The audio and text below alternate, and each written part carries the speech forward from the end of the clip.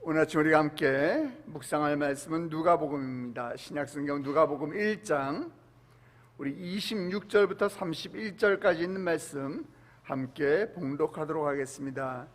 신약성경 누가복음 1장 26절부터 31절까지 있는 말씀입니다. 다 찾으신 줄 알고 우리 함께 같이 읽도록 하겠습니다. 여섯째 달에 천사 가브리엘이 하나님의 보내심을 받아 갈릴리 나사렛이란 동네에 가서 다윗의 자손 요셉이라 하는 사람과 약혼한 처녀에게 이르니 그 처녀의 이름은 마리아라. 그에게 들어가 이르되 은혜를 받은 자여 평안할지어다. 주께서 너와 함께 하시도다 하니 처녀가 그 말을 듣고 놀라 이런 인사가 어찌함인가 생각하며 천사가 이르되 마리아여 무서워하지 말라. 네가 하나님께 은혜를 입었느니라. 보라 네가 잉태하여 아들을 낳으리니 그 이름을 예수라 하라. 아멘. 지난 11월 중국에서 열렸던 2020년 북중미 월드컵 그 아시아 예선전 경기를 여러분 기억하실지 모르겠습니다. 의외로 한국 선수들이 너무너무 잘해가지고 시청률도 굉장히 많이 오르고 많은 국민들이 그 경기를 보면서 환호성을 질렀던 기억이 있습니다. 막 5대0, 3대0 이렇게 이겼잖아요. 그런데 중국과의 경기 후반에 TV로 경기를 지켜보던 많은 시청자들이 의아해하면서 탄성을 질렀던 탄식을 했던 그런 일이 있었습니다. 무슨 일인지 혹시 기억하시나요? 바로 황의조 선수가 교체에 투입될 때였어요. 황의조 선수는 지금 이제 그 불미스러운 추문의 당사자가 되어서 지금 불법 촬영 혐의로 경찰의 조사를 받고 있는 상황인데, 그런데 어떻게 저런 사람이 국가대표 선수로 경기에 투입되느냐, 이를 두고서 이제 갑론을박이 벌어졌던 거죠. 축구 팬들은 왜 황의조 선수를 출전시키느냐, 그 선수 말고도 다른 선수들도 얼마든지 있지 않느냐, 이런 불만을 표현했었습니다. 네, 팬들의 입장에서는 얼마든지 그런 이야기를 할 수도 있는 거죠.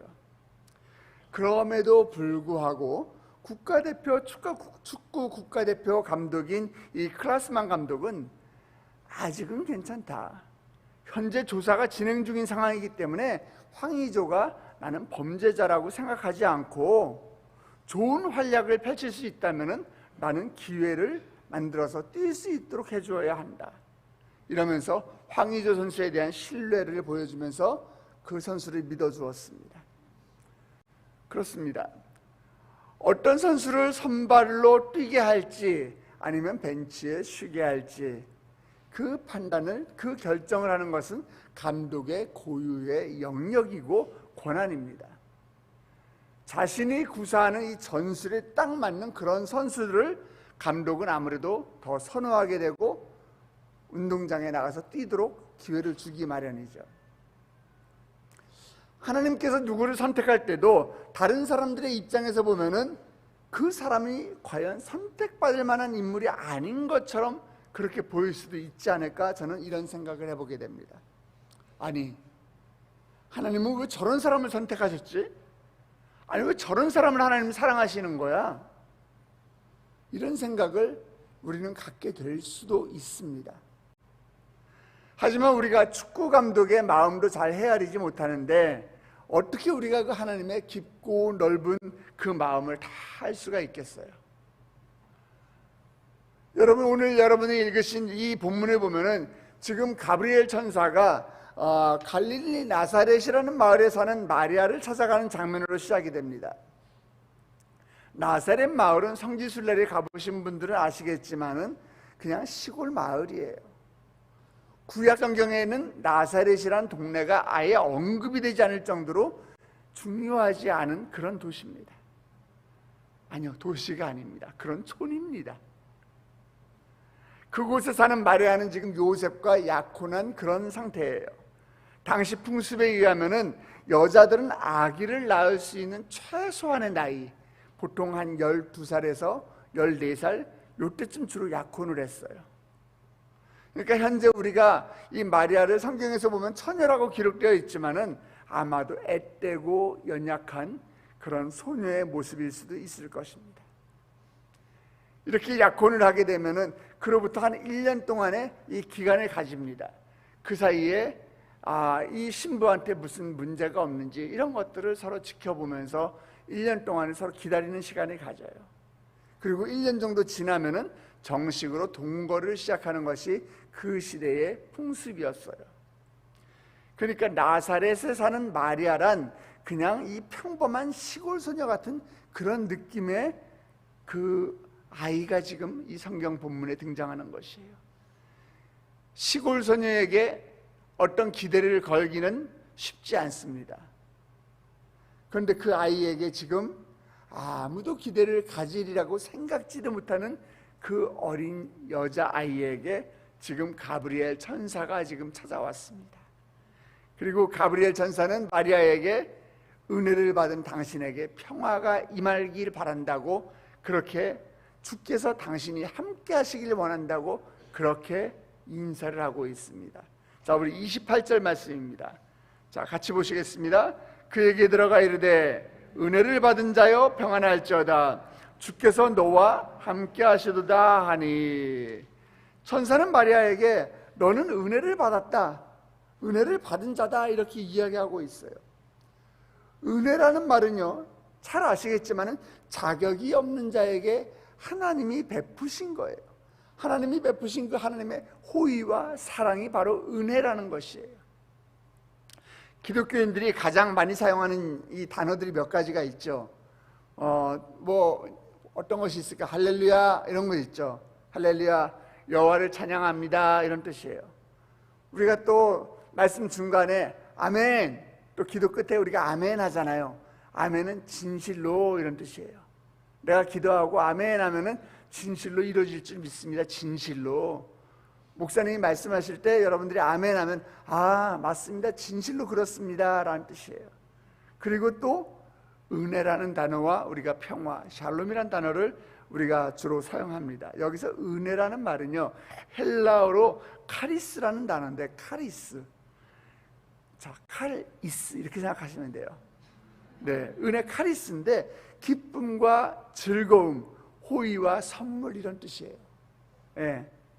은혜란 기분 좋고 행복하고 기쁘고 너그러운 것인데, 하나님이 주시는 그 은혜에는요 어떤 조건도 없습니다. 하나님이 주신 기쁨에는요 어떠한 조건이나 어떠한 뒤따라오는 것들이 없어요. 그냥 무조건이에요. 하나님이 주시는 선물에는요 어떤 조건도 따라붙지 않습니다. 조건이 따라붙는 것이 아니에요. 그래서 우리가 개혁주의 신앙의 근본이 되는 이 종교개혁자 칼빈의 5대 교리라는 것이 있는데, 그 중에 무조건적 선택이라는 것이 있어요. 이 무조건적이라, 이 말은 영어에서 unconditional이라는 단어예요. unconditional. 우리가 흔히 컨디션이 좋아? 컨디션 어때? 하고 물어보잖아요. 바로 이거예요. 이 컨디셔널이라는 말은 어떤 상태, 컨디션 좋아? 이러면 너 지금 상태가 어때? 이렇게 물어보는 거예요. 이 컨디셔널 앞에 you and on이 붙으면 반대되는 의미예요. 그럼 컨디션의 반대면은 어떤 거예요? 컨디션이 조건이면은 on이 붙으면은 조건이 아닌 무조건, 조건이 없다라는 거예요. 무조건이라는 뜻이에요. 무조건이라는 말입니다. 그 사람의 상태가 어떤지, 그 사람의 조건이 어떤지 이거 관계치 않다라는 거예요. 개의치 않다라는 거예요. 무조건이라는 거예요. 그게 unconditional이에요. 그러니까 그 사람의 컨디션을 보는 것이 아닙니다. 그 사람이 지금 어떤 환경에 놓여 있는지 그것을 보는 것이 아니라 어떤 조건인지 그런 것을 보는 것이 아니에요. 그 사람의 능력이나 외모나 그 사람의 배경이나 실력이나 그 사람의 행위나 이런 것들을 보시지 않고 하나님께서 누군가를 선택할 때는 그냥 무조건적으로 그를 선택하시는 거예요. 그래서 여러분, 구원이라고 하는 것은요 하나님의 무조건적인 은혜로 되는 것이에요. 우리의 행위로 되는 것이 아닙니다. 우리 성경에 에베소서 2장에 우리가 8절 9절 말씀 보면은요, 너희는 그 은혜에 의하여 믿음으로 말미암아 구원을 받았다, 이렇게 기록이 되어 있어요. 믿음으로 말미암아 구원을 받은 거예요.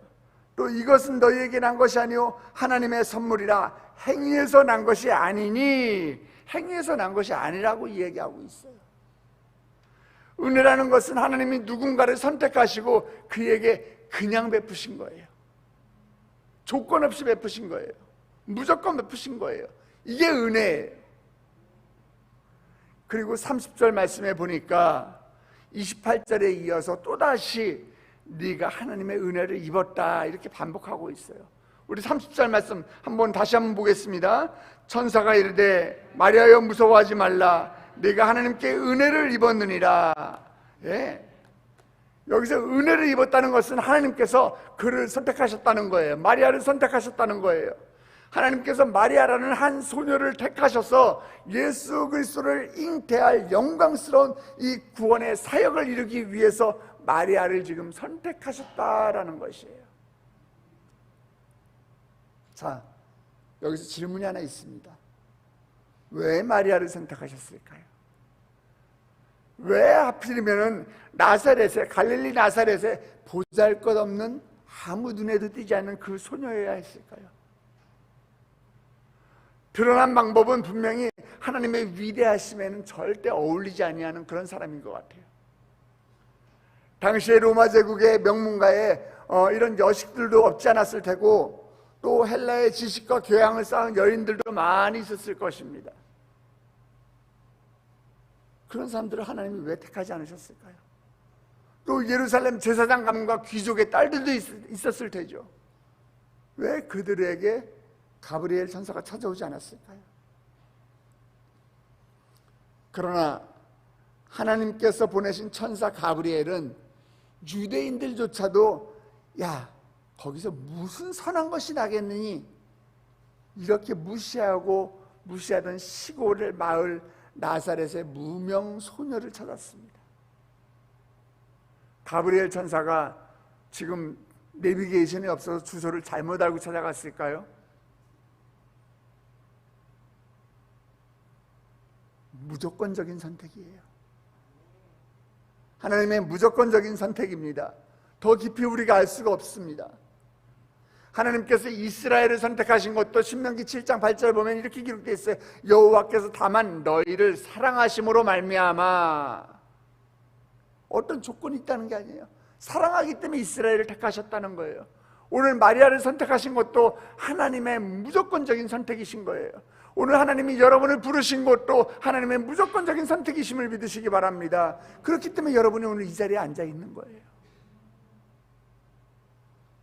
사랑에 어떤 이유와 조건을 붙이면은요, 그때부터 그 사랑은 한계가 있는 사랑이 되는 것입니다. 조건이 붙는 한계가 있는 사랑은 진정한 사랑이 될 수가 없어요. 왜냐하면 만약에 그 사람이, 그 조건이 없어질 수도 있는 거예요. 옛말에 얼굴이 이쁘면 3개월이 가고 마음이 예쁘면 3년 간다고 하죠. 무슨 말이에요? 예뻐서 결혼했는데 자, 얼굴 뜯어먹고 삽니까? 여성분은 20대의 그 미모가 평생 가던가요? 아니잖아요. 미모만 보고 결혼했다면은 그 미모가 사라지면은 아니 3개월 안 가요. 화장만 지우면은 그 사랑도 끝날 수 있다라는 거예요. 그래서 어떤 여성분은 남편이 화장 지은 모습 못 보게 하라고 남편보다 늦게 자고 남편보다 일찍 일어나가지고 화장해서 남편이 평생 그 나의 아내가 화장 지은 모습을 못 보는 사람도 있다고 하더라고요. 그렇게 부지런한 여자도 있다고 하더라고요. 마음이 너무 예뻐서 결혼했는데 그게 정말 3년이 가던가요? 부부싸움 하면은 그 안에 있는 이 내면이 다 뽀록 나잖아요. 내성이 다 드러나잖아요. 그러면 순식간에 사랑이라고 했던 것이 왼수로 바뀝니다. 그것이 조건이 된다면은 그것이 없어지는 순간에 이제 그 사람도 그 사랑도 끝나는 법이에요. 인간의 사랑은 그렇게 유한하는 것입니다. 조건적인 거예요. 그러나 영원한 사랑은요, 진짜 사랑은요, 이유가 붙지 않습니다. 조건이 붙지 않습니다. 그럼에도 불구하고 그를 사랑하는 것이 진정한 사랑이고 영원한 사랑이며, 그것이 바로 하나님이 우리를 향하신 영원한 아가페적인 사랑인 것입니다. 그래서 구약성경 스바냐 3장 17절 보면은 하나님이 뭐라고 그러셨어요?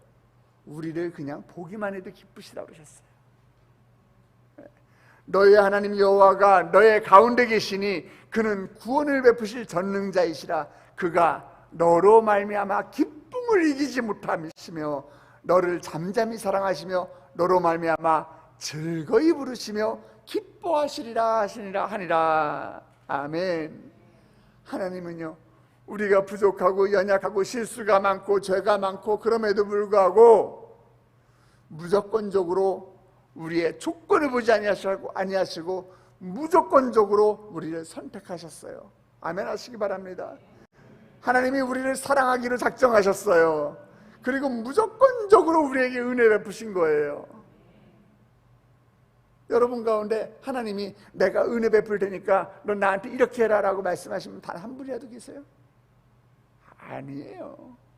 내가 너 구원해 줄 테니까, 내가 너 때문에 내가 너를 위해서 십자가에 달려 죽을 테니까 너 나한테 이렇게 해라 얘기하신 분 한 분이라도 계시나요? 아니에요. 하나님이 우리를 향한 사랑은 무조건적인 사랑이고, 하나님이 우리를 선택하신 것은 무조건적인 선택이심을 믿으시기 바랍니다. 아멘. 여러분, 얼마나 감사한 거예요. 얼마나 감사한 일입니까? 나를 속속들이 내 모습을 다 들여다보면은 우리는 하나님 앞에서 죄인이고 범죄하고 실수 많고 참 고개를 들 수가 없는데, 나는 하나님 앞에서 사랑받을 자격도 조건도 없는데, 그럼에도 불구하고 하나님은 나는 너를 사랑하기로 작정했어, 나는 너를 선택했어, 이렇게 말씀하시는 거예요. 사랑하는 세된 성도 여러분, 그 하나님의 놀라운 사랑과 선택을 받은 저와 여러분인 것입니다. 그 은혜를 가지고 오늘 하루 주님께 감사하면서 기쁨과 감사가 넘치는 삶 사시길 주님의 이름으로 축원합니다. 마리아는 너무나 평범했고 천사 앞에서 두려움으로 가득 찼던 여인이었지만은 하나님께 쓰임을 받았던 사람이에요. 하나님은 우리의 배경과 능력을 보지 않으십니다. 자신을 볼 때 너무나 평범해 보이고 과거에 부족한 모습들이 있고 잘못된 모습이 있다 할지라도 하나님은 우리를 충분히 들어서 사용하신다는 그 사실을 기억하면서 주님의 부르심에, 하나님의 부르심에 우리는 아멘 하면서 순종하는 가운데 주님의 뜻 이루는 일에 여러분 모두가 귀하게 쓰임받는 여러분 되시길 주님의 이름으로 축원합니다. 축복합니다. 우리 함께 기도하시겠습니다. 우리와 함께 하시는 임마누엘 하나님, 우리의 모습이 마리아와 같이 하나님 불완전한 존재지만은 하나님, 우리가 주께 쓰임받기 원하오니 주여 나를 사용하여 주시옵소서.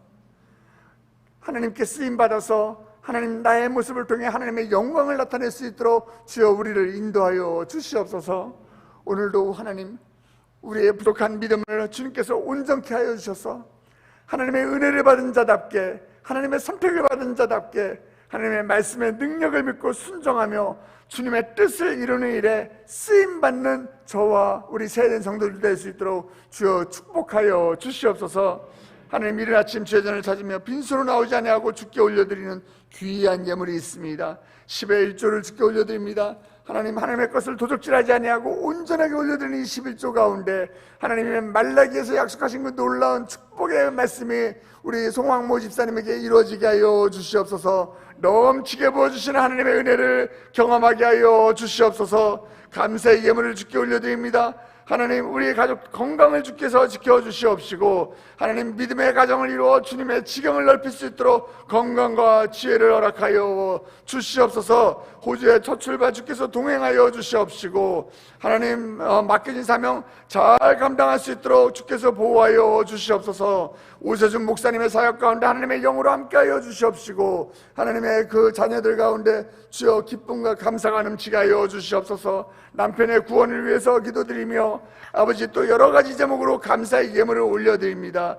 정말 눈에 보이지도 않을 정도로 깨알같이 올려드리니 감사의 제목들이 있습니다. 하나님, 이 예물 주께서 받아주시옵시고 더 큰 감사의 제목이 넘치는 삶 될 수 있도록 그의 인생을 주께서 책임져 주시옵소서. 하나님, 감사의 예물을 더 많이 주께 올려드릴 수 있도록 물질의 축복도 주께서 함께하여 주시옵소서. 1,000번째 헌금을 주께 올려드립니다. 하나님, 이 모든 예물 주께서 받아주시옵시고 이 예물이 쓰여지는 곳곳마다 주의 교회가 다시 한번 세워지게 하여 주시옵시고, 하나님, 정말 이 나사렛, 갈릴리 나사렛에 임했던 아버지 마리아에게 임했던 그 주님의 놀라운 은혜가 아버지 예물 드린 손길 가운데 함께하게 하여 주시옵소서. 그리하여 더욱더 주님께 쓰임받는 것을 즐거워하게 하여 주시옵시고, 아버지 더욱더 주님 앞에 온전하게 나의 모습을 드리길 원하는 우리 세대인 성도들 될 수 있도록 주여 축복하여 주시옵소서. 오늘 하루의 삶도 주님께 맡겨드립니다. 이제 예배를 마치고 우리 세대인 성도들 세상 가운데 나아가오니 주여 주님께서 동행하여 주시옵시고 주께서 지켜주시옵시고, 아버지 세상 가운데 우리가 아버지 물드는 것이 아니라 세상을 선도하며 여호와 니시 하나님의 깃발을 높이 들고 승리하는 세대인 성도들 되게 하여 주시옵소서. 주께서 우리에게 값없이 은혜를 베풀어 주시고 주께서 우리를 값없이 구원해 주셨사오니 아버지 그 은혜를 세상 가운데 흘려보내는 우리 세대의 성도들이 은혜의 통로요, 하나님의 사랑의 통로요, 축복의 통로로 쓰임받는 우리 세대된 성도들 되게 하여 주시옵소서. 그렇게 하실 주님을 찬양하며 머리 숙여 주님께 쓰임받기를 간절히 소망하는 주의 백성들 예수 그리스도의 이름으로 축복하며 기도드렸사옵나이다. 아멘. 하늘에 계신 우리 아버지여, 이름이 거룩히 여김을 받으시오며 나라의 임하옵시며 뜻이 하늘에서 이루어진 것 같이 땅에서도 이루어지이다. 오늘날 우리에게 일용할 양식을 주옵시고 우리가 우리에게 죄진 자를 사하여 준 것 같이 우리 죄를 사하여 주옵시고 우리를 시험에 들게 하지 마옵시고 다만 악에서 구하옵소서. 대개 나라와 권세와 영광이 아버지께 영원히 있사옵나이다. 아멘. 이 시간에 여러분의 기도의 제목을 주님께 올려드리는 시간입니다. 하나님, 마리아처럼 나도 주님께 쓰임받기를 원합니다. 주님, 나를 사용하여 주시옵소서. 무조건적인 주님의 선택과 무조건적인 주님의 은혜가 나에게 임하게 하여 주시옵소서. 여러분의 기도 제목을 주께 올려드릴 때 하나님께서 은혜로 함께 하시기를 간절히 원하며 기도하시기 바랍니다. 그 전에 우리가 함께 기도할 것은 주님의 피로 값주고 세우신 우리가 몸담고 있는 세대인 교회와 담임 목사님을 위해서 기도해 주시기 바랍니다. 하나님, 우리 교회가 모이기에 힘쓰는 교회가 되게 하여 주시옵소서. 정말 우리 교회가 구원의 방주의 역할을 감당하는 교회가 되게 하여 주시옵소서. 우리 세대교회 발을 내딛는 자들 한 사람도 왔다가 그냥 가는 심령 없도록 주께서 보호하여 주시옵시고 그들의 이름이 다 하늘나라 생명책에 기록되는 놀라운 역사가 일어나게 하여 주시옵소서. 우리 담임 목사님 주께서 불꽃 같은 눈동자로 지켜주셔서 다윗처럼 하나님 마음에 합한 종 되게 하여 주시옵시고, 아버지 우리 성도들을 아버지 말씀으로 양육하는 데 부족함 없는 종 될 수 있도록 주여 인도하여 주시옵소서. 또 우리가 기도하기를 원하는 것은 우리가 2023년도 시작하면서 주께 올려드렸던 5가지 기도 제목과 우리가 받은 약속의 말씀들이 있습니다. 아직도 이루어지지 못한 것들이 있다면 나의 기도가 부족한 것이 아닌지 돌아보시기 바랍니다. 하나님은 신실하신 분이시고 하나님은 그림자의 회산도 없으신 분이시오니 주께서 응답하실 줄 믿고 그 약속의 말씀을 붙들고 기도하시기 바랍니다. 주님께서 응답하실 것입니다. 주님께서 역사하실 것입니다. 주님께서 분명히 나의 기도 가운데 하나님께서 임재하여 주실 것입니다. 우리 다같이 주님의 이름을 3번 부르고 교회와 그리고 또 담임 목사님을 위해서 나의 약속의 말씀과 5가지 기도 제목을 주님께 다시 한번 올려드리며 기도하시기 원합니다. 주여 주여 주여.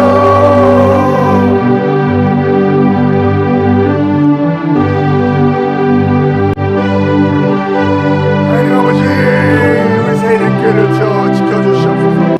주여 우리 세대교회 주여 책임져 주시옵소서. 하나님 아버지, 우리 세대교회가 기도하기를 힘쓰는 교회가 되게 하여 주시옵시고 예배하는 것을 즐거워하는 교회가 되게 하여 주시옵시고 모이기에 힘쓰는 교회가 될 수 있도록 주여 복 내려 주시옵소서. 보낼 만한 자들을 보내서 아버지 우리 교회가 차고 넘치게 하여 주시옵소서. 주여 우리에게 무섭마다 은혜의 생수의 강이 터져나오게 하여 주시옵시고 성령 충만한 교회가 되게 하여 주시옵시고 아버지 우리 교회 가운데 하나님의 영이 임하는 교회가 되게 하여 주시옵소서. 우리의 목사님을 주여 지켜주시옵소서. 하나님 아버지 우리의 목사님 가운데 하나님의 강건한